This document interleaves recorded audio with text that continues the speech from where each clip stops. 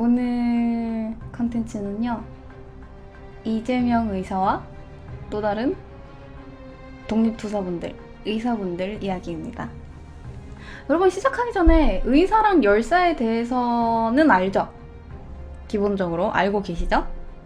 열사는 유관순 열사처럼 무기를 들지 않고 만세운동을 하신 분이거나 비폭력으로 이제 독립운동을 하신 분들, 의사는 무기를 들고 이렇게 뭐 총을 쏜다든지 아니면 뭐 폭탄을 던진다든지 하는 뭐 안중근 의사라든지 오늘 이야기할 이재명 의사라든지 그런 분들입니다. 자, 그러면 시작하도록 하겠습니다. 오늘 먼저 이야기할 분은요, 이름이 이재명이라는 분이에요. 자, 엄청 잘생기셨어요. 여기 보면 뭐라고 써있는지 아시겠죠? 대한의사 이재명이라고 써있죠. 자, 이재명이라는 분은요, 1887년 10월 16일 평안북도에서 태어났어요. 어릴 때 평양으로 이주를 해가지고 기독교 계열 사립학교 일신학교를 졸업하고 나서 기독교인이 됐습니다. 그리고 계속해서 공부를 하기 위해서 1904년에 하와이로 노동 이민을 가요. 그런데 그곳에서 한 가지 소식을 듣습니다. 을사늑약과 한일 신협약 체결 소식을 듣고 조국이 외놈들에게 강점되었다는 소식을 듣고 귀국하였다 라고 본인 피셜로 이야기하면서 하와이에서 편하게 공부를 할 수 있었음에도 불구하고 이 이재명 의사는 안창호 선생님을 중심으로 미국 샌프란시스코에서 창립이 되었던 공립협회라는 곳에 이제 들어가게 됩니다. 이 공립협회는 미국 본토 샌프란시스코에서 항일 민족 운동을 하고 있었어요. 그래서 이 이재명 의사가 공립협회에 들어가서 활동을 합니다. 근데 이때 1907년에 또 무슨 일이 있었냐면 헤이그 특사 사건이 생겨요. 일본이 이거를 빌미로 이제 당시 고종을 퇴위를 시키고 정미 7조약을 강제 체결을 하고 대한민국 군대를 막 강제 해산을 하면서 민족의 자위력을 해체를 시키는 일이 벌어집니다. 일이 이렇게 되니까 공립협회에서는 공동회를 개최를 해가지고 선발대를 모집을 해서 매국노들을 다 처단을 하자라고 했고 거기에 지원한 사람이 이 이재명 의사라는 분입니다. 이재명 의사는 1907년 10월에 일본을 거쳐서 다시 한국에 돌아왔고 귀국 후에 여러 지역을 돌아다니면서 동지들을 모아서 규합을 해요. 그리고 매국노들을 처단할 계획을 세웁니다. 맨 처음 죽이려고 했던 건 이토 히로부미였어요. 1909년 1월에 이 이토 히로부미가 당시 순종 황제와 함께 순행한다는 소식을 듣고 평안도의 몇몇 동지들하고 이 이토 히로부미를 처단하기 위해서 갔어. 만반의 준비를 다 하고 갔어. 그래서 이 이토 히로부미를 죽여야겠다라고 대기를 하고 있었는데 이 이토 히로부미가 자기 신변의 위협을 느껴가지고 누구 옆에 착 하고 달라붙어 있었냐면 순종. 옆에 탁 하고 붙어 있으니까 아니 뭐 폭탄을 던질 수도 없고 총 한 번 잘못 쏘면 우리 황제가 죽는 거잖아. 그래서 안창호 의사가 이토 히로부미가 황제랑 너무 가까이 붙어 있으니까 이 황제의 신변이 위험할 수 있다. 이번에는 좀 안 하는 게 좋겠다. 다음으로 미루자라고 말렸어요. 방패막이로 쓴 거죠. 하지만 이런 이야기를 듣고 나서도 반드시 이토 히로부미를 죽여야겠다라고 생각했던 이 이재명 선생은요, 다시 한번 동포들이랑 같이 블라디보스톡으로 넘어가서 기회를 엿보고 있었어요. 이 인간 어떻게 죽이지? 라면서 기회를 엿보고 있는데 이때 들렸던 소식이 누가 안중근 의사가 어디에서 하얼빈 역에서 이토 히로부미를 처단했다라는 소식을 듣고 다시 귀국합니다. 그러면 여기서 이재명 의사는 독립운동을 포기했을까요? 아니에요.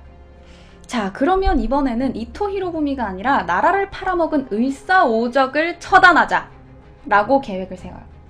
이 이재명 의사가 한국에 갔었던 이유이자 본인이 원했던 일이에요. 이완용을 죽이고 싶었던 거예요. 이 을사오적이 뭐냐면 1905년에 대한제국에서 을사조약을 체결하게 됩니다. 여기에는 학부 대신 이완용, 군부 대신 이근택, 내부 대신 이지용, 외부 대신 박재순, 농상공부 대신 권중현이 있었어요. 이 5명이 나라를 팔아먹은 을사오적입니다. 을사늑약이라고도 하는데 을사조약이 강제로 체결되었다, 불평등하다라는 의미로 을사늑약이라고 부르기도 하고 제2 한일협상이라고 부르기도 해요. 이 을사조약은 1905년 11월 7일 날 대한제국이랑 러일 전쟁에서 승리하던 일본 사이에서 체결이 된 외교권 양도조약이에요. 말이 좋아서 양도조약이지 그냥 식민지 체결이에요. 이 조약에 의해서 대한제국이 외교권과 재정권을 박탈당하고 독립국이 아닌 보호국이 됩니다. 보호국, 말이 좋아서 보호국이지 식민지가 됩니다. 이 조약을 체결하기 위해서 일본은 여러 다른 나라의 열강들의 동의를 얻고자 해요. 그래서 여기저기 양해를 구하거나 아니면 그냥 암묵적으로 동의를 받아요. 그래서 한국 정부의 동의가 있으면 한국의 주권을 침해할 수 있다라는 보장을 받고 한일협약안을 들고 한국 정부에다가 제출을 합니다. 그래서 고종을 만나서 한일협약안을 딱 제출을 해요. 이거 사인하세요. 이랬는데 조정에서 반대를 미친 듯이 합니다. 이건 말도 안 됩니다. 어떻게 외교권을 박탈합니까? 어떻게 재정권을 박탈할 수가 있습니까? 이게 말이 좋아서 협약안이지 이거 그냥 식민지 하자는 거 아닙니까? 말도 안 됩니다. 라면서 조정 대신들이 다 들고 일어나요. 반대에 부딪혀서 승인을 얻지 못하니까 이 일본인들이 어전회의까지 쳐들어와요. 그래서 여기저기 순사들이 막 어슬렁 거리면서 위협적인 분위기를 만듭니다. 하지만 결론은 이 을사조약 절대 반대다예요. 그래서 이토 히로부미가 빡이 칩니다. 아니 빨리빨리 사인하고 넘어갈 일을 이렇게 복잡하게 만들어서야 되겠어요? 라고 하면서 정부 대신들이랑 원만하게 일을 해결하고자 재촉을 합니다. 그래서 고종 황제도 있지 않은 자리에 이토 히로부미가 헌병들을 대동하고 와요. 그리고 대신들 한 사람 한 사람 그 찬반을 묻습니다. 이 조약 체결할까요? 하지 말까요? 이야기를 한번 해보시죠. 라고 물어요. 그래서 여기저기 소극적으로 반대하는 사람도 있고 적극적으로 반대하는 사람도 있었는데 어쨌든 분위기는 좀 강압에 못 이겨서 이거 조약 체결하는 게 낫지 않을까 하는 분위기로 흘러가고 있었어. 그래서 약간의 수정을 거쳐서 이거 체결하는 게 낫겠다라는 결론을 내요. 그래서 다시 한번 조약을 체결하는 대신에 약간 조금 수정을 해서 대신들만 데리고 이 조약을 승인합니다. 그래서 내용이 뭐냐면 한국은 일본의 중개를 거치지 않고서는 국제적인 성질을 가진 어떠한 조약이나 약속도 할 수 없어요. 그래서 외교권을 박탈당한다는 겁니다. 그리고 황제 밑에 한 명의 통감을 둬서 이 사람이 모든 외교에 관한 사항을 다 관리해요. 이러한 개소리가 적혀 있습니다. 아니 이런 조건이에요. 네. 그렇게 1905년에 을사조약, 불평등한 조약이라고 해서 아까 이야기했지만 을사늑약이라고도 불리고 제2차 한일협약이라고 불리는 이 을사조약을 강제로 체결을 하니까 무슨 일이 있어요? 고종이 1907년에 어디에? 네덜란드 헤이그에 열렸던 만국 평화회의에 특사들을 파견을 합니다. 이 을사조약의 불평등함을 호소하기 위해서 일본이 우리나라를 침략했고 이거는 불평등하다, 이건 부당하다라는 걸 알리기 위해서 만국평화회의에 특사들을 파견을 했는데 실패했어요. 왜냐하면 정식 초청장이 없었다는 이유에서예요. 그래서 거절당합니다. 근데 사실 이 만국평화회의에는 대한제국도 초청을 받았었어. 근데 일본이 대한제국을 고립시키기 위해서 조치를 취한 겁니다. 그렇게 헤이그 특사의 파견이 실패됐어요. 그리고 이 사실을 알게 된 일본은 고종 황제를 강제로 퇴위를 시키고 그 과정에서 고종의 밀사를 발견합니다. 누구냐면 미국인 헐버트라는 사람이에요. 이 사람이 고종한테 비자금을 받아가지고 외교 활동을 하고 있었다는 사실을 알게 됩니다. 이후 이 비자금에 대해서 광범위한 조사가 들어가요. 그 과정에서 고종이 훗날을 도모하기 위해서 모아뒀던 돈 약 500억 정도의 비자금이 전부 다 일본에 넘어갑니다.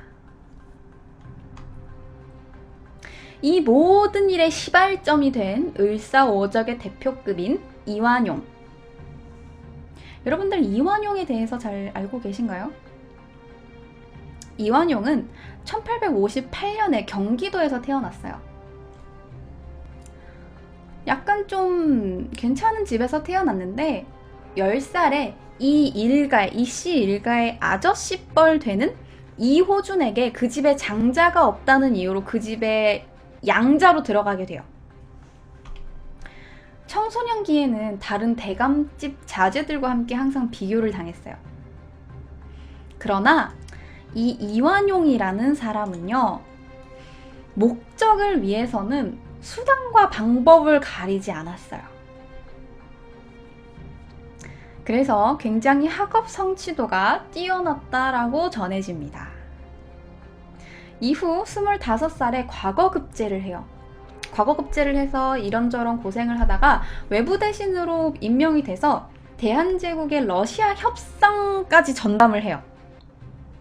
근데 사실 이거는 일본의 견제에 되게 적극적이었던 러시아를 그냥 이용하기 위한 수단이었을 뿐이에요. 이 이완용이 친러파라고 이야기가 나오기도 하는데 사실 이완용은 거의 친미파에 가까웠어요. 이 당시에는 이완용은 친일파가 아니었어요. 그냥 미국이 굉장히 자주국이고 굉장히 독립적인 나라고 우리나라도 이렇게 됐으면 좋겠다라는 생각을 하고 있었던 청년이에요. 이완용은 일본어랑 영어에 굉장히 능숙했다고 합니다. 이후 을미사변에 분노해서 국무를 죽인 일제에 대항하고 유교 질서를 수호하며 조선인다운 근대화를 일으켜서 계몽하자라는 의미로 만민 공동회를 열어서 계몽 강연을 다니기도 해요. 또한 독립협회 정부 측 인사로 꼽혀요. 그래서 독립협회 제2대 위원장까지 갔어요. 원래는 우리나라의 독립을 위해서 굉장히 힘쓰던 사람이에요. 이완용은 독립하면 미국처럼 부강한 나라가 될 거고 우리나라도 미국이랑 똑같이 됐으면 좋겠다라고 연설을 하기도 했어요. 그러니까 친미파였던 거지. 하지만 러시아의 압력이랑 여러 가지 협상 실패 때문에 내각에서 차츰차츰 물러나요. 그러면서 독립협회에서 제명당합니다. 나름대로 굉장히 어려운 시절을 겪던 이 와중에 아버지 이호준이 사망해요. 그와 동시에 이 아버지 이호준의 모든 재산과 정치적 지위를 다 물려받습니다. 그리고 아버지를 대신해서 수구파의 좌장이 돼요. 이때가 언제냐면 러일 전쟁에서 일본이 거의 승리가 확실시 되던 때였어요. 이때 미국을 이용해서 다시 한번 미국 공사관으로 파천을 하려고 했었는데 미국은 아예 우리나라에서 발을 뺐단 말이에요. 그래서 우리 이 대한제국이 어디에도 발붙일 데가 없는 거예요. 일본은 완전 강대국이죠. 우리 좀 도와달라고 하니까 도와주지도 않죠. 다 발 빼죠. 그러니까 어떻게 하겠어요. 이완용이 이때 결단을 내립니다. 일본은 한국 문제 때문에 이런저런 전쟁을 치렀고 이제는 러시아까지 격파했으니까 한국에 대해 뭔들 못하겠어. 근데 지금도 일본은 강제적으로 하지 않고 일본 천황이랑 정부가 계속해서 타협적으로 이렇게 처리를 하자, 문서에 사인을 해라 이렇게 하니까 이제는 일본의 요구에 응하는 게 맞지 않을까? 라고 또다시 본인 피셜을 내세웁니다. 그래서 독립협회에 있던 사람이 이제 친일파로 돌아섰어요. 그리고 나라를 팔아먹는 반민족 행위에 가담하게 됩니다. 자, 또다시 이재명으로 돌아옵시다. 자, 이제 이재명으로 돌아와요. 이재명으로 돌아와서 이 이재명은 을사늑약이 체결되던 때부터 이완용을 죽이려고 했어요. 그렇게 계획을 세우고 있는데 1909년 11월에 한일 합방을 주장하는 성명서가 공포가 되면서 합방운동에 계속 이게 착수가 된 거예요. 이제 약간 우리나라의 조선사를 다 없애버리고 뭔가 일본이랑 한국을 동일시하면서 일본화 시키자 라고 된 거예요. 그래서 더 이상 일을 늦출 수가 없는 거예요. 그래서 이 이재명 의사는 이완용이랑 일진회 이용구를 처단하기로 하고 12월 22일 날 명동 성당에서 벨기에 황제 추도식에 이완용이 참석한다는 이야기를 듣게 돼요. 어땠겠어요? 가야겠죠. 12월 22일 오전 11시 성당 문 밖에서 군밤 장수로 변장하고 있었던 이재명은 이완용을 기다리고 있었어. 그러다가 이완용이 인력거를 타고 앞으로 지나가는데 칼을 들고 이완용을 공격합니다. 생각지도 못한 공격에 이완용이 도망가려고 했고 타고 있던 사람이 이완용인 줄 모르고 있었던 인력거꾼은 이재명을 막아섭니다. 그런데 이재명이 한 칼에 이 인력거꾼을 처치를 하고 도망가려던 이완용을 잡아서 양 어깨랑 여기저기를 3차례 찌릅니다. 이완용이 죽었다고 생각한 이재명은 그 자리에서 대한독립 만세를 외칩니다. 그러다가 일본 순사한테 넓적다리를 찔려요. 그리고 중상을 입고 체포됩니다. 체포될 때도 이재명 의사는 전혀 두려운 기색이 없었대요. 몰려든 구경꾼들한테 이렇게 외쳤대. 나는 동포들을 구하기 위해서 이 일을 한 것인데 어찌 너희들은 구경만 하고 있느냐? 나는 오늘 공적을 죽였으니 기쁘다. 정말로 통쾌하다. 라고 이야기를 하면서 옆에 있는 사람한테 담배를 부탁해서 그 자리에서 담배까지 피웠대요. 잡혀가서는 서울지방재판소에서 재판을 받았는데 일본 재판장이 이렇게 물었대요. 피고와 같이 흉행한 사람이 몇이나 되는가? 라고 물었는데 이재명 의사가 이렇게 대답했답니다. 야만 섬나라의 이 불악무식한 놈아! 너는 흉자만 알았지 의자는 모르느냐? 나는 흉행이 아니라 당당한 의행을 한 것이다. 라고 이야기했대요. 그리고 여기에 살짝 쫄았는지 피고와 이 일을 같이 한 공범이 있느냐? 라고 물었는데 이재명 의사는 이렇게 대답했습니다. 2천만 동포다. 라고 하는 순간 창밖에서 옳소! 라는 이야기가 들리면서 밖에서 방청객들이 유리창을 부쉈답니다. 그러니까 이 이재명 의사가 재판장을 호령을 하면서 야만 외종들을 퇴청시켜라. 그리고 창밖에 나열한 한국인들을 모두 입장시키지 않으면 나는 너의 신문에 절대 대답하지 않겠다. 라고 외쳤다고 합니다. 근데 이렇게나 당당했던 이재명 의사는 일본 재판장한테 결국 사형을 판결받아요.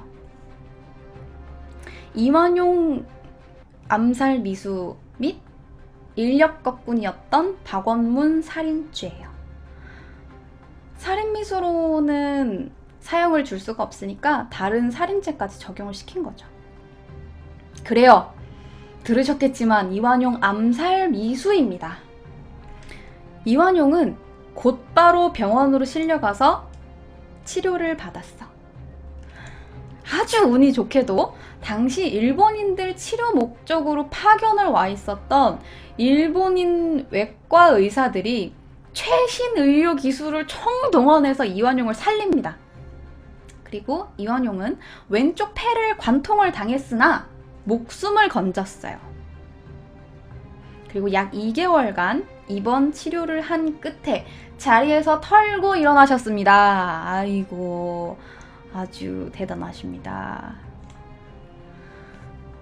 하지만 이러한 암살 실패로 인해서 폐가 관통이 당해서 평생 천식과 폐렴을 앓다가 흉통을 앓다가 이것 때문에 사망했다고 해요. 사망하던 때는 1926년 69세까지 장수하다가 가셨습니다. 죽기 직전까지도 돈을 쓸어 모았어요. 땅만 해도 1억 3천만 평이 있었대요. 이재명 의사 이야기를 해봅시다. 사형을 선고받았으나 이재명 의사는 또다시 재판장을 꾸짖으면서 공평치 못한 법률로 나의 생명을 앗아가지만 국가를 위한 나의 충성된 혼과 의로운 혼백은 빼앗지 못할 것이다.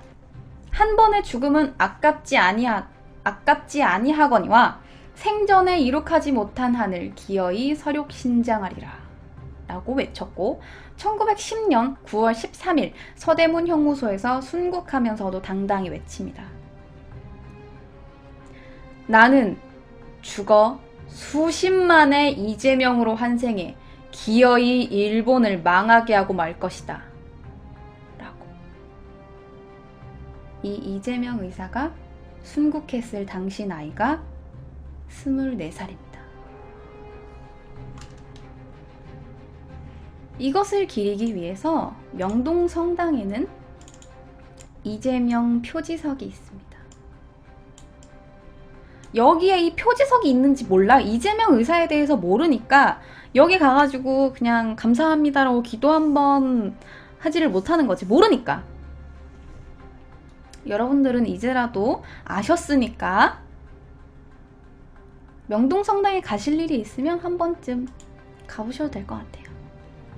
자, 첫 번째 이야기였던 이재명 의사 이야기였습니다.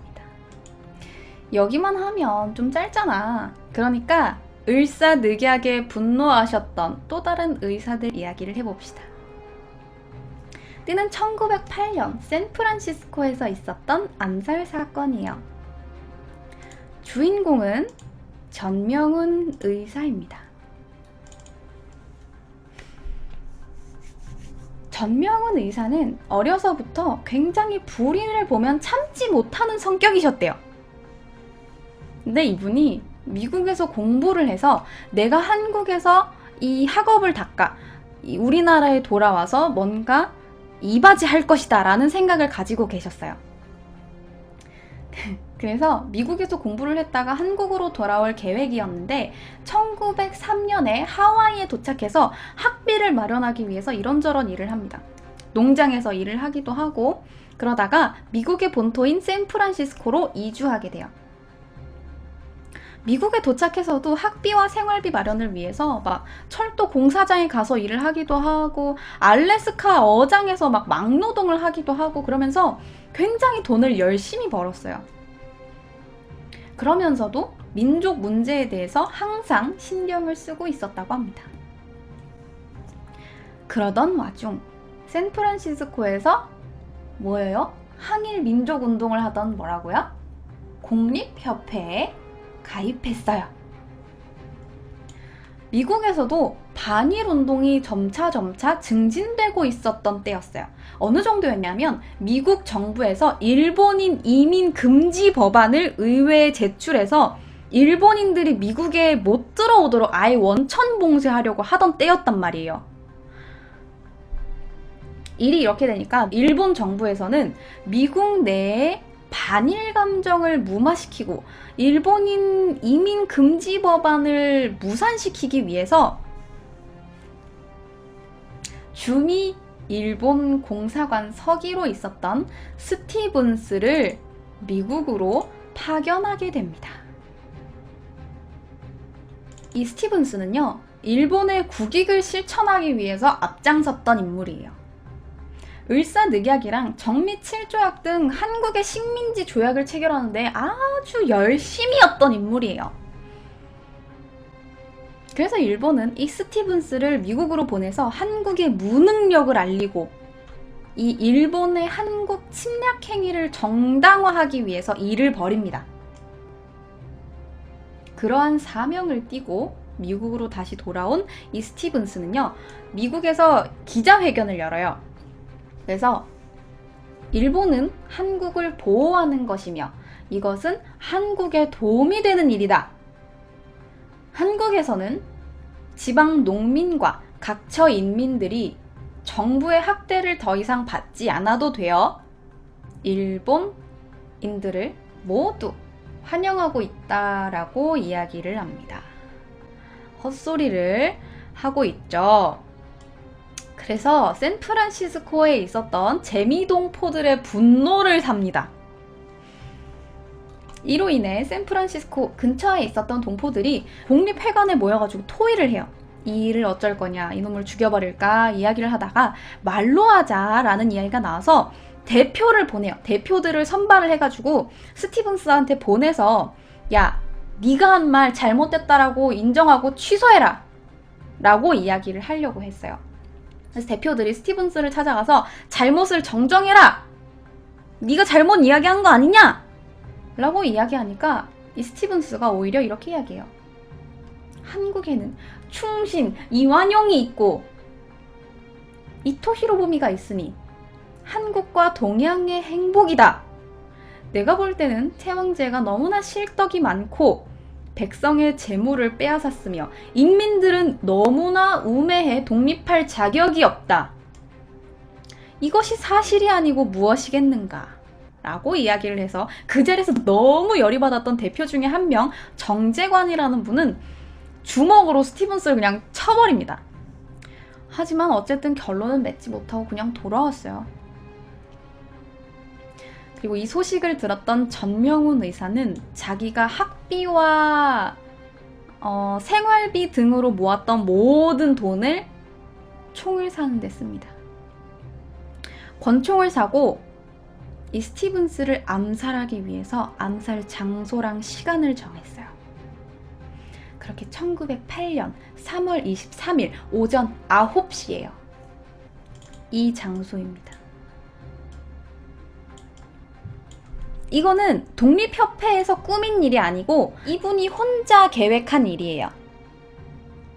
전명훈 의사 혼자 계획한 일이에요. 그래서 사람들 사이에, 군중 사이에 숨어 있다가 총을 이렇게 꺼내가지고 연습했던 대로 방아쇠를 당기고 탕! 하고 쐈는데 딸깍 소리밖에 안 나. 다시 방아쇠를 당기고 총을 쐈는데 딸깍 하는 소리밖에 안 나. 몰라? 딸깍, 딸깍, 딸깍, 딸깍. 이거 뭐야? 이거 왜 이래? 총이 불발됐어요.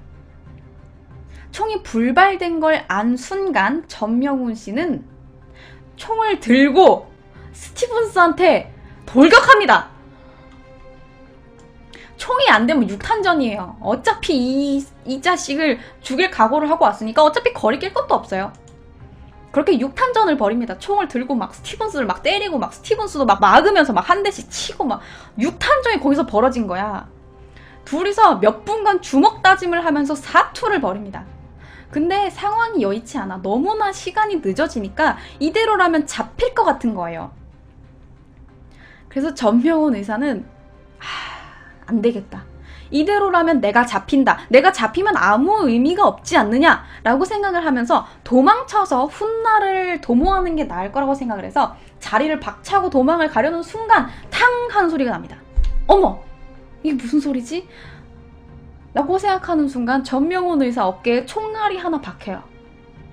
미국인이 날 죽이려고 한 건가? 아니면 일본인인가?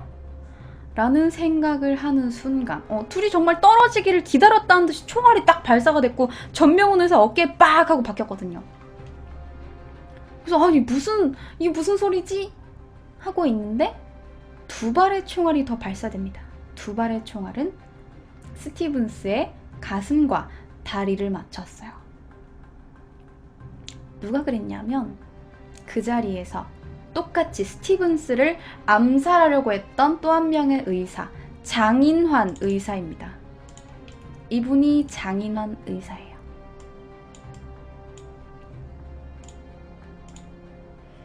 마치 짠 것처럼 둘이 한날 한시에 똑같은 장소에서 스티븐스를 암살하려고 했는데 둘은 전혀 같이 계획하지 않았어요.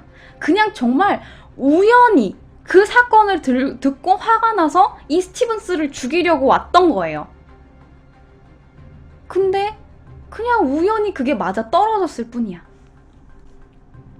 이 원수의 적 스티븐스가 이 쓰러진 걸 보고 나서 장인환 의사는 정명훈 의사와 함께 그 자리에서 대한제국 만세를 외쳤다고 합니다.